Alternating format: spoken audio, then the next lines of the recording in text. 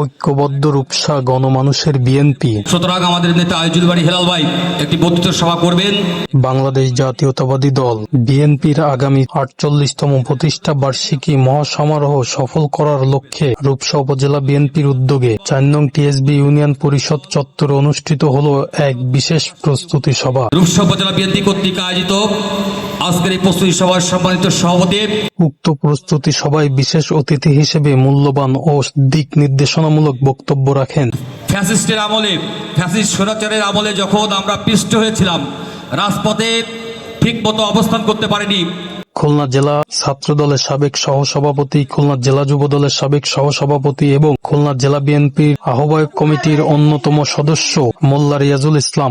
আমাদের কি করতে হবে, এটা আমাদেরই করা উচিত। যদি ওই সময় পেরে থাকি, এই সময় সেটা দ্বিগুণভাবে আমরা ফিরে আসবো ইনশাল্লাহ।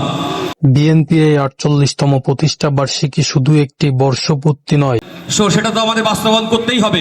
এটি আমাদের জাতীয়তাবাদী শক্তির পূর্ণ জাগরণের প্রতীক। বিগত দিনে ফ্যাসিস্টের আমলে, ফ্যাসিস্ট স্বৈরাচারের আমলে যখন আমরা পিষ্ট হয়েছিলাম, আওয়ামী দুঃশাসন, জুলুম আর অত্যাচারের বিরুদ্ধে ত্যাগের ইতিহাস সৃষ্টি করে আমরা আজ এই পর্যায়ে পৌঁছেছি। এখন তো আমাদের সরকারি দলের রাষ্ট্রীয় ক্ষমতায় আমরা এসেছি।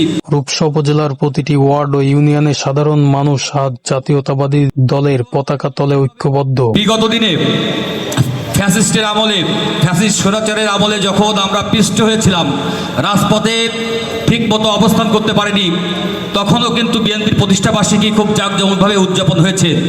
সুতরাং এখন তো আমাদের সরকারি দলের রাষ্ট্রীয় ক্ষমতায় আমরা এসেছি এবং রাষ্ট্রীয় ক্ষমতায় আসার পর এই প্রথম বিএনপির প্রতিষ্ঠা বার্ষিকী উদযাপন হবে। আমাদের কি করতে হবে, এটা আমাদেরই করা উচিত। যদি ওই সময় পেরে থাকি, এই সময় সেটা দ্বিগুণভাবে আমরা ফিরে আসবো ইনশাল্লাহ।